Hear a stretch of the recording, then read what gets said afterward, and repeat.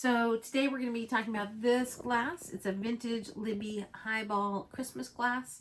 The exterior paint tested positive for 60,600 parts per million lead when tested with an XRF instrument, and 2,940 parts per million cadmium. So again, 60,600 parts per million lead, 2,940 cadmium. The amount of lead that's considered unsafe and illegal in a modern item intended for use by children is anything 90 parts per million lead or higher. The amount of cadmium that's unsafe is anything 75 parts per million cadmium or higher. So these are very toxic, unsafe levels of lead and cadmium. And the article for this will be put in the YouTube version of this video and a link in the comments. If you looked up vintage Libbey highball on the Lead Safe Mama website, you would also find the article link for this that discusses this and has the full XRF test results for this glass. Notice when I'm touching it, I'm not touching the lead painted part. I only touch the glass up here, and I also wash my hands after I do any testing or work with these leaded objects. Additionally, I've been tested for lead, and there's a video on my website that has the doctor testing me for lead and the full write-up of my test results. And in that, the doctor said I had some of the lowest lead levels he'd seen for anyone my age. So I'm doing a pretty good job of keeping the lead out of my system. So I'm going to use the reactive agent home test kit when there's been no spray on this. None of the reactive agent spray. You get just little bits of blue glowing. I'm going to spray this whole area, and that's with the Lumetalix reactive agent glowing kit. And then when we look at it with the glowing kit, we see that this, yep, it's all lead. And the issue with this lead in this paint is that it wears off onto the hand of the user. And I'm going to have Avi turn the light back on real quick.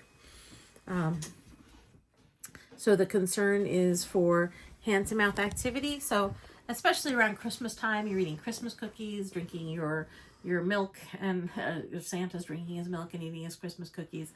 And then microparticulate amounts of lead are wearing off onto your hands, and then you're eating those inadvertently. And that's one way you can get poisoned. I have an article on the website that talks about, well, it's only on the outside, so why is it a problem?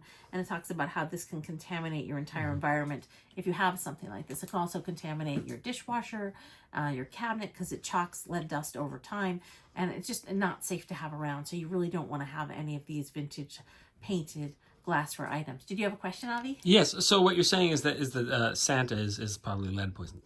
I'm saying Santa's probably lead poisoned. There's a lot of reasons. Yeah, I mean, now that I think about it. Yeah. Painted wood toys over the decades, going through chimneys where they might have burned, lead painted wood. If they were a poor family and they collected old wood that wasn't virgin wood to burn in their fireplace, the fireplace can be contaminated. Santa might have lead poisoning. If Santa's lead poisoned, that would explain the cheeks and the nose a bit too. He might, because sometimes people self-medicate with alcohol when they're lead poisoned, and then they get red cheeks and red nose, and so they look jolly, but that's because they're laughing because they're drunk. We don't have to get into the whole Santa thing, but this. I think it's a little bit too late now. It's too late. All the reasons Santa might be lead poisoned. So just like Beethoven. Right? Just like the mythical Beethoven. The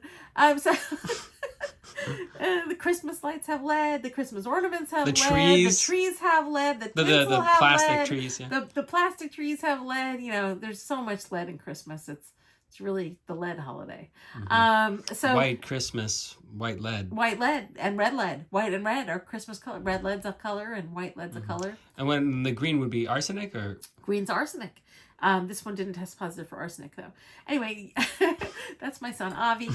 We're posting these videos on YouTube, but we want you to follow our YouTube channel because the Facebook and Instagram have been kind of censoring the reach and impact of our videos. And if you follow on YouTube, you'll be among the first to get an alert that we've published a new video. We're going to be publishing 5 or 6 more new videos today. Thanks for being here. Thanks for subscribing. Follow us on Instagram too, because that way you'll be alerted to upcoming testing we're going to be doing. We have a lot of food testing testing we're doing. We just published the test results for 14 food items, and we're going to be doing 11 more in the next batch, and we have more coming up after that. So we're excited about this new area of work we're doing.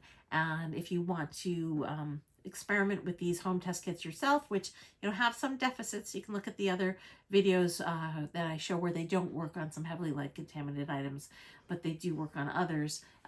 You can check out those other videos to kind of get a sense of the range of things that they might work on.